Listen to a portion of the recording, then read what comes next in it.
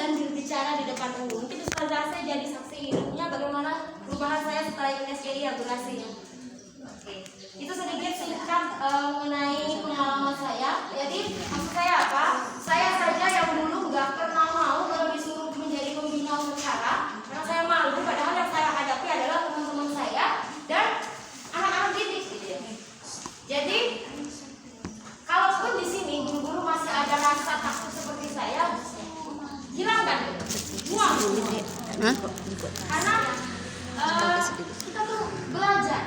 Karena tidak ada orang yang baik di awal, pasti selalu ada hal-hal yang tidak baik di awal. Misalnya kita menjadi seorang moderator yang kompeten, gitu ya. Di awalnya seorang moderator yang kompeten dulunya adalah moderator yang tidak baik, tidak bagus, bukan tidak baik dalam tanda kutip ya. Maksudnya itu tidak sesuai, kok kayak gitu banget sih moderator kayak gitu ya. Nah intinya masih ada kesempatan kita belajar, mari kita belajar, hilangkan rasa takut ya. Kalau dikduk wajar, karena itu bertanda kita masih hidup ya. Kalau seandainya udah nggak dikduk lagi, wah itu udah khawatir kita apa nggak punya nyawa lagi kita gitu ya. Oke, itu langsung saja karena nggak ada slide-nya ya guru-guru ya. Oke, paradigma tujuan pelatihan kita hari ini adalah guru-guru memahami pentingnya membangun kelas yang aman dan nyaman. Penting ya guru-guru, karena kalau kelas yang nyaman dan aman itu salah satu faktor pendukung keberhasilan belajar, benar nggak? Benar ya. Kalau seandainya kelasnya sudah nggak aman, di mana-mana ada barang-barang yang berbahaya, jangankan mau belajar, kita mau sekedar duduk aja mungkin udah nggak nyaman gitu ya. Mau duduk ada paku, dan ini yang kalau badannya kayak balon nggak bisa juga. Oke, yang kedua yaitu kita memahami cara membangun kelas yang aman dan nyaman.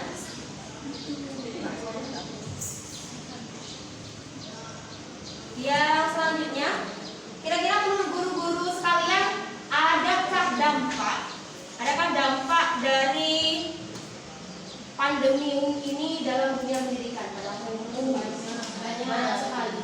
Apa aja itu contohnya? Kegiatan sekolah. Iya, kegiatan belajar yang biasanya kita full day, hanya beberapa menit saja, 1 jam pelajarannya gitu ya. Intensitas bertemu anak didik juga berkurang. Yang tadinya anak bisa kita didik bagaimana karakternya, bagaimana akhlaknya, sekarang kita hanya bertemu cuma sebentar, duduk sebentar udah pulang. Gimana kita mau mendidik akhlaknya gitu ya. Dan yang paling sering kita dengar beritanya ini ya, banyak sekali anak-anak usia SMA gitu ya, SMP, SMA yang mungkin sudah mengenal yang namanya cinta gitu, biasanya putus sekolah. Sering nggak lihat itu? Mendengar berita yang seperti itu? Benar sekali. Karena mungkin mereka mikir, ngapain di rumah cuma belajar kayak gitu aja, mending nikah gitu ya. Dan orang tuanya juga kadang mendukung. Benar ya itu kamu ya. Nah, perkembangan emosi dan kesehatan psikologis terganggu. Maksudnya gimana? Perkembangan emosi, kesehatan psikologis terganggu. Coba singkat. Iya sih. Gimana tuh?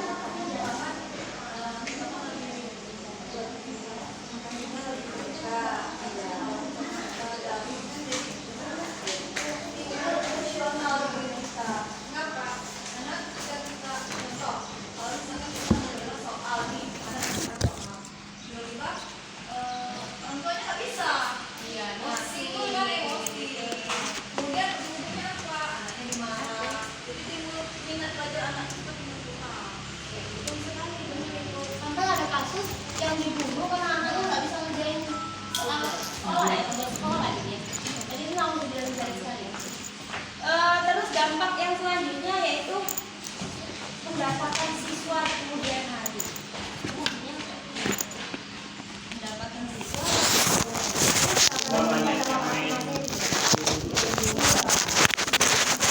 berarti dalam materi ilmu yang mereka dapat akan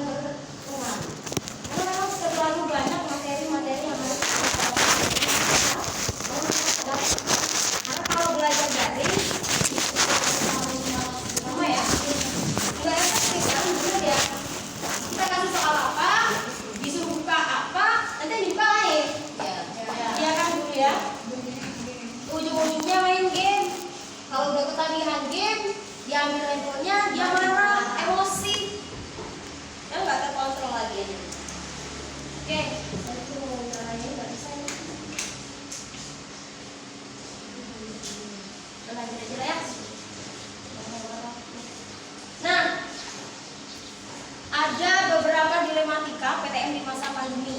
Ini salah satu berita yang dimuat di media massa. Uji coba sekolah tatap muka Wagub DKI hanya 30% orang tua yang mengizinkan anak sekolah. Ini mungkin di awal-awal kemarin ya, karena masih banyak sekali kasus peningkatan pandemi gitu ya. Bahkan klaster keluarga saja menjadi sasaran serangan ini gitu ya. Jadi sampai ada apa? Setelah ini nanti. Ini mau ditanyain. Oke. Lalu ada berita yang selanjutnya, dilema rencana sekolah tatap muka terbatas kalau pandemi COVID-19 belum selesai. Kalau kayak kita kemarin kucing-kucingan ya, mau tatap muka aja sakit, kayak kalau lagi ada apa kayak game Squidward gitu ya, kalau gerak dikit nih ebak nih gitu ya, mati gitu ya, jadi kayak gitu Squidward, Squid Game. Squidward itu apa? Namanya gurita namanya si SpongeBob. Oke, konsep sehat menurut Kementerian Kesehatan itu sebenarnya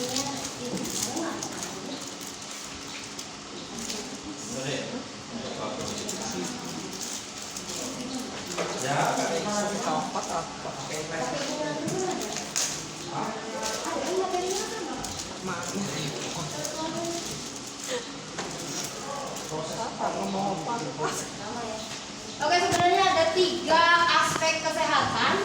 Yang pertama itu sehat fisik, sehat secara mental, dan sehat secara sosial. Jadi sehat itu nggak hanya terlihat secara fisik luarnya aja, wah anak ini nggak batuk nih, nggak panas masuk gitu. Ternyata ketika kita mengadakan kelas sehat, kita harus memperhatikan tiga aspek kesehatan peserta didik. Yang pertama kesehatan fisiknya harus kita perhatikan, kesehatan mentalnya. Salah satu kesehatan mental itu mereka merasa senang, nyaman, dan tidak di dalam ini video cap. Bukannya jauh.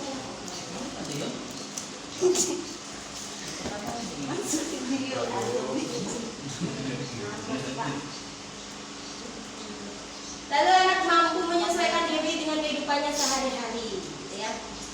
Menyesuaikan dengan kehidupannya di sekolah.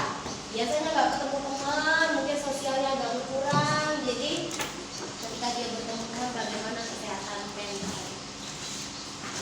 Terus dapat menerima kelebihan dan kekurangan diri sendiri dan orang lain. Yang selanjutnya yaitu melakukan kegiatan yang bermanfaat. Kita lihat dari sisi sehat secara sosial.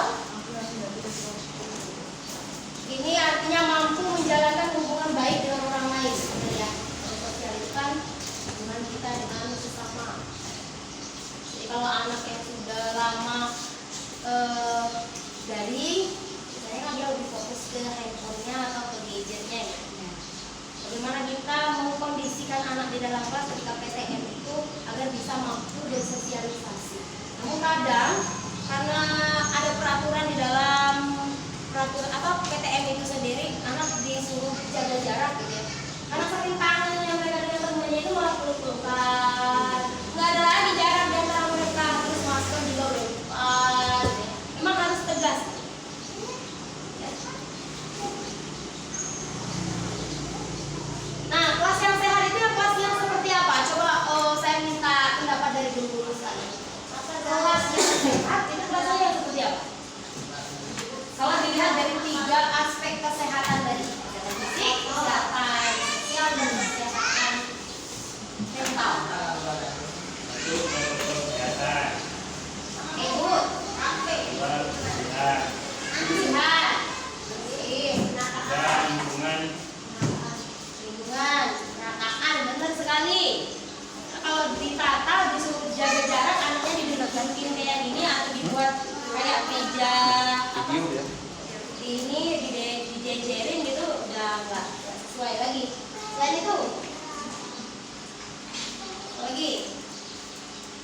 Nah, kalau di sini menurut lembaga Bang Insani dari BPD8, mereka mengartikan kelas sehat itu adalah suatu unit kerja yang menyelenggarakan kegiatan belajar mengajar dengan kreatif dengan cara menciptakan keadaan sempurna baik secara fisik, mental, juga sosial untuk mencapai mencapai sesuatu tujuan. Benar ya, tujuan kita agar bisa belajar dengan teman, menciptakan lingkungan yang nyaman dan sehat. Oke, ada 4 faktor pencapaian keadaan sehat normal. Yang pertama yaitu faktor wilayah, faktor fasilitas, faktor perilaku, faktor bawaan. Manusia akan menciptakan wilayah sehat dan wilayah sehat akan meningkatkan kreativitas manusia. Jadi ini saling berhubungannya antara 4 faktor ini gitu ya. Manusia yang sehat akan menciptakan wilayah yang sehat. Dari wilayah yang sehat kita bisa menciptakan sebuah manusia akan meningkatkan kreativitas manusia. Ya, gitu ya. Kelasnya udah nyaman, kipas angin ada, sirkulasi udara ada, gitu ya, bersih. Anak akan akan nyaman dan kreativitas anak itu akan meningkat. Mereka akan berpikir macam-macam, mereka akan mengeksplor kemampuan mereka, gitu. Wah, ini. Nah, kalau buang kotor, anak berbising, mana gitu. Apa yang mau mereka tingkatkan kreativitasnya? Mungkin hanya sekedar meningkatkan kemampuan psikomotoriknya aja kali ya, lari sana, lari sini, bingung sana, ngomong sana, ngomong sini, gitu ya. Itu seperti itu. Nah, PHBS pada PTM di masa pandemi. Apa itu PHBS? Pola hidup, bersih dan hampir perilaku hidup bersih dan sehat. Apa aja itu? Kayak mana itu? Perilaku sehat, perilaku hidup bersih dan sehat itu adalah sekumpulan perilaku yang dipraktikkan atas dasar kesadaran sebagai hasil pembelajaran dan menjadi seorang keluarga, kelompok, atau masyarakat mampu menolong dirinya sendiri atau mandiri di bidang kesehatan dan berperan aktif dalam mewujudkan kesehatan masyarakat. Nah, ini ada 10 PHBS pada PTM di masa pandemi. Saya nggak bisa melihat gambarnya ya, dulu ya. Ada 10 gambar. Yang pertama itu cuci tangan dengan sabun.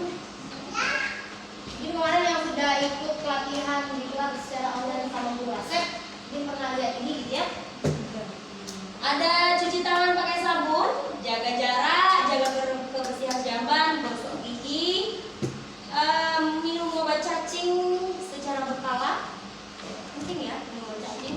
Kalau di sekolah-sekolah guru sekalian ada tugas puskesmasnya yang datang gitu ya. Yang selanjutnya yaitu konsumsi makanan sehat dan bergizi. Jangan jajan aja, biasanya kalau anak kita kan jajanan di pondok sekolah kan jajan. Apa yang didapat dari jajan atau junk food ini?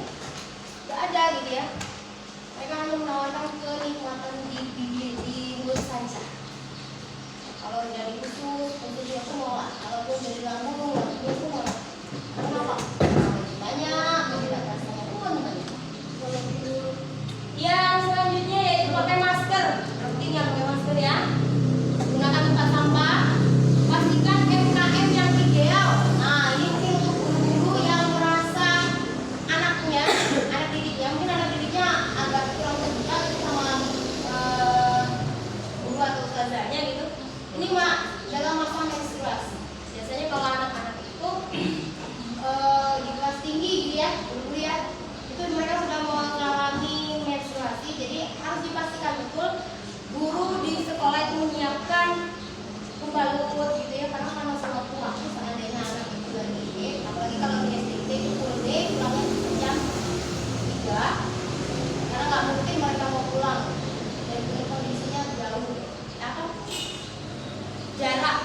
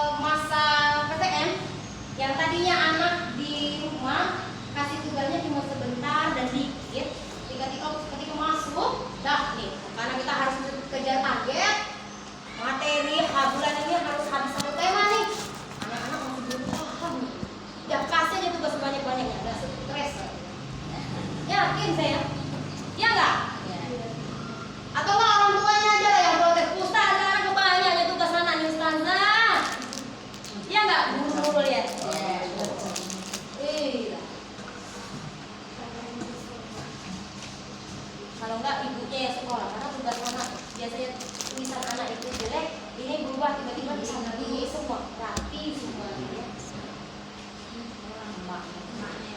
Iya, maknya sekolah. Ada itu anak saya gitu. Kata ibu saya, biar ibu saya aja, saya yang ngerjain. Oh kalau gitu biarlah ibu kamu aja yang tata nilai ya nak ya. Kamu besok nggak usah sekolah, biar ibunya yang masuk ke sekolah gimana? Enggak lah, nggak bisa kayak gitu. Saya ke sekolah. Terus kenapa kamu aduh? Oke, lanjut prinsip pembelajaran selama masa PTM. Yang pertama yaitu pembelajaran yang didasarkan pada kebutuhan, kondisi, kemampuan awal peserta didik serta memastikan pemenuhan hak-hak peserta didik. Hak nyaman, hak menerima pendidikan, gitu ya. Kalau anak di sekolah udah terintimidasi, ustazahnya galak, kayak ustazahnya Anda, gitu ya. Galak, gitu ya. Terkenal galak ya ustazahnya. Enggak ya, baik ya. Jadi di rumah sudah dimarah sama ibunya, udah disiapin kayu gitu. Kalau kamu sekolah bisa pukul ya. Nah di sekolah kita sudah menampakkan hari kita, wajah seram kita, gimana anak mau tenang, gimana anak mau mendapatkan hak-hak di sekolah. Jadi sebisa mungkin kita sebagai guru menciptakan kenyamanan dan biar anak itu mendapatkan haknya. Salah satunya adalah kenyamanan. Wah, ustazah nih pagi-pagi udah dateng, sabut, gitu. Bahagianya, ya. Lanjut. Prinsip pembelajaran selama PTM yang selanjutnya yaitu menghubungkan pelajaran dengan konsep yang telah dikuasai dan praktik kehidupan sehari-hari dengan memberikan diferensiasi mencakup diferensiasi cara mendapatkan informasi, mengelola informasi, serta mempresentasikan hasil belajar. Mungkin untuk mempresentasikan ini di kelas tinggi ya. Kalau di kelas 1, 2 kayaknya bukan sekedar kalau disuruh apa lagu, yuk nyanyi sama-sama. Kalau disuruh nyanyi ke depan agak susah kelas 1, 2. Iya enggak? Malu gitu. Ustazah, aku maunya sama dia nyanyinya gitu kan ya. Pasti kayak gitu. Gadenya berdua mau kemana-mana. Padahal sebenarnya ketika masa PTM setelah masa pandemi kita harus jaga jarak. Lanjut. Tidak hanya menekankan pencapaian akademis semata, tetapi menekankan pada penguasaan keterampilan hidup, keterampilan beradaptasi di masa pandemi COVID-19.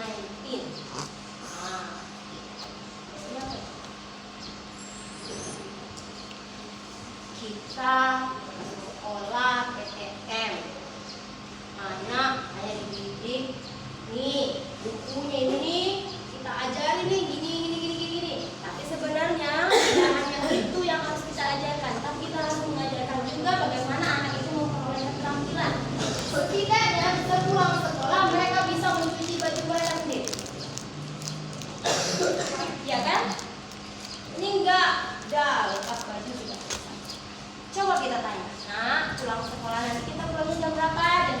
Jam 3 ustazah. Besok bajunya dipakai nggak nak? Iya ustazah. Mau pakai baju kotor lagi? Kayak gitu ya. Lo mau lah ustazah, udah bau, udah keringat, udah kotor banget ini mah. Jadi kita ajar. Nah hari ini coba ya kita pelajari nih. Kita tanggung jawab sama barang kita sendiri. Yang mau pakai kan kita nih. Coba pulang sekolah nanti ustazah mau denger cerita nih dari orang tuanya. Wah, Mas Edno hari ini pinter loh ustazah. Dia udah bisa cuci bajunya sendiri. Iya ustazah, Mbak Anggi juga. Ya. Itu kita harus menanamkan nilai keterampilan untuk anak didik kita. Poin yang ketiga, memberikan umpan balik terhadap proses dan hasil belajar peserta didik secara spesifik, bermakna dan langsung. Nah, guru-guru semua udah paham yang ini ya, saudara ya. Guru ya. Memberikan umpan balik. Umpan balik itu maksudnya? Respon. Good, bagus, besok ditingkatkan lagi. Kalau itu yang lebih bermakna dan berlangsung itu maksudnya gimana? Lebih lunak gitu ya guru ya. Lebih lunak ke anaknya. Coba lah, kita aja kalau dipuji-puji cantiknya ustazah ini bahagia lah. Coba kalau anak-anak kita terpuji aja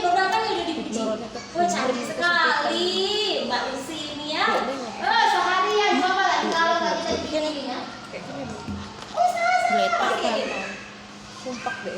Ya, jadi kita menimbulkan rasa bahagia karena kita kasih umpan balik kepada anak didik yang bermakna. Kalau dia sudah melakukan, saya ada cerita sebuah kasus seperti ini. Saya punya anak didik, itu dia kalau ke sekolah selalu terlambat. Alasannya ada ya.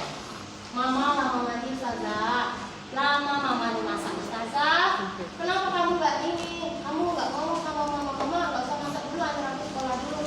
Nggak mau mama. Nanti kalau kita tanya ke mamanya ngomong anaknya nih ustazah lama mandinya. Terus mana yang benar? Suatu waktu itu anak datangnya pagi. Kaget kan saya.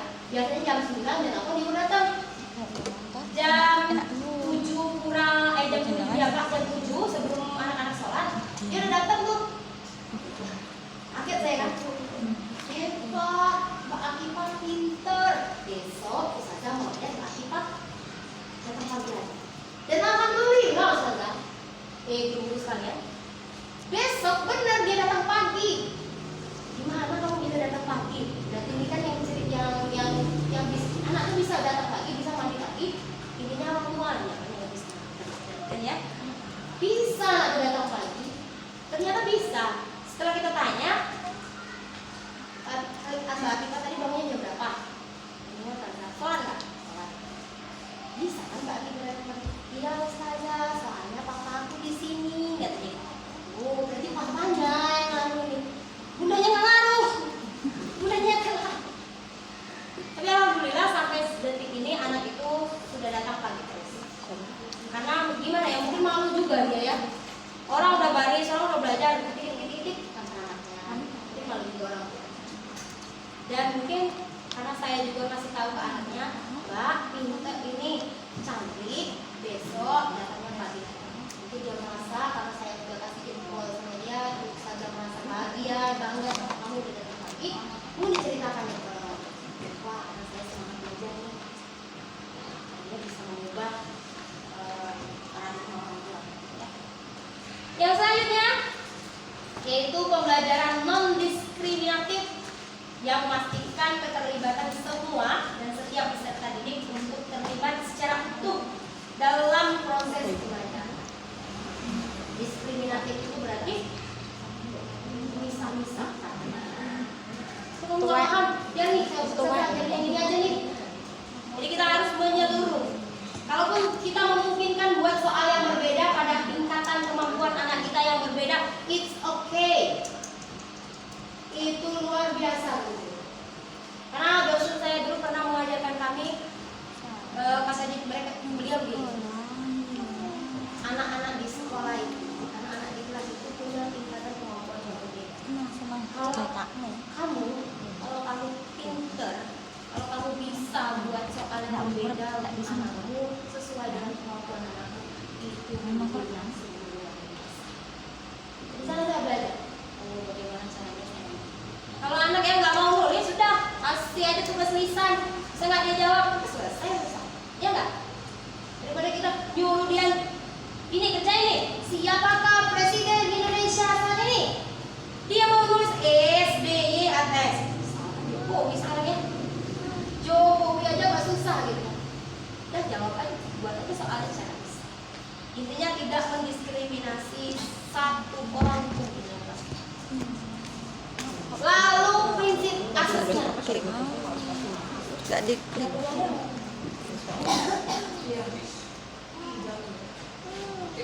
Punten ya. Soal lima boleh ke ambat itu Indonesia. Ini nggak gerak. 15 menit lagi. Oke, saya punya. Oke, prinsip assessment selama masa PTM di masa pandemi ini, yang pertama bukan balik, kayak tadi ya Ustazah. Jadi tugas anak itu harus dikasih respon. Kasih respon balik. Apresiasi. Keleluasan penerapan. Yang selanjutnya adil dan proporsional sesuai dengan tingkat kemampuan siswa. sederhana meningkatkan mutu pendidikan. Walaupun soalnya sederhana, tapi itu bisa meningkatkan kemampuan mutu pendidikan. Jadi kita tidak muluk-muluk, intinya kasih aja materi yang nanti aplikatif untuk kehidupan mereka di depan. Gitu kan ya? Nih, kayak dulu nih, kalau kita di SD, pernah nggak sih kita disuruh ngapal nama-nama menteri zaman Pak Megawati gitu ya? Pernah nggak sih? Kalau abal. Beda zaman berarti kalau dia enggak. Karena di zaman saya dulu, saya disuruh ngapal menteri-menteri di zaman Megawati, dan itu kami harus hafal. Dan sekarang saya nggak hafal, untuk apa juga saya ngapalin? Karena nggak aplikatif ilmunya gitu ya. Jadi coba kalau kita ngajarin anak tuh yang ilmunya aplikatif. Kalau kalian coba penjumlahan, ya, menghitung uang itu kan aplikatif. Karena ilmunya digunakan untuk jangka panjang.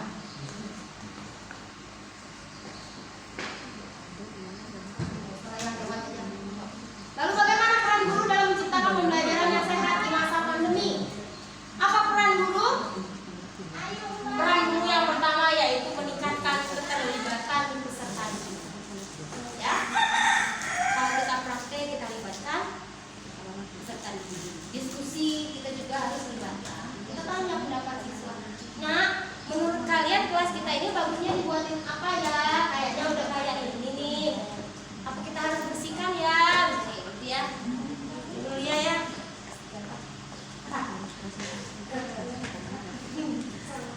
Refleksi ini selalu kita lakukan. Apapun yang kita lakukan harus ada refleksi. Jadi harus ada apa ya? Kayak evaluasi gitu ya. Bukan balik dan tadi. Lanjut, peran yang kedua meningkatkan keterlibatan orang tua. Nah, jadi diharapkan guru-guru sekalian setelah mendapatkan pelatihan nanti yang kedua dari guru ASEP, itu guru-guru membuat SIMBA. SIMBA adalah singkatan, dia ini seperti buku penghubung antara guru dan orang tua. Misalnya pagi hari anak sudah makan makanan gizi, terus ingatkan anak untuk senantiasa mencuci tangan. Itu harus kerjasama dua pihak. Gak hanya kita guru aja, tapi juga orang tua. Memastikan anak menggunakan masker atau membawa masker ganda. Kalau seandainya ini anak-anak kan senang nih jepret-jepretan nih, pakai masker. Terus Ustazah, aku mau masker keputus gitu. Gak, kamu gak boleh pulang. Lanjut, yang B-nya kan SIMBA. B, bangun relasi, membangun komunikasi positif dengan anak untuk mengontrol perkembangan belajar anak di sekolah. Kalau di SDIT itu ada grup WA ya Ustazah ya. Nah, nanti kita buatkan grup penghubung. Gimana caranya kita berkomunikasi dengan anak dan orang tua. Yang A-nya, ajak anak melakukan aktivitas fisik di rumah seperti senam, membersihkan rumah bersama keluarga dan kegiatan lainnya. Ya.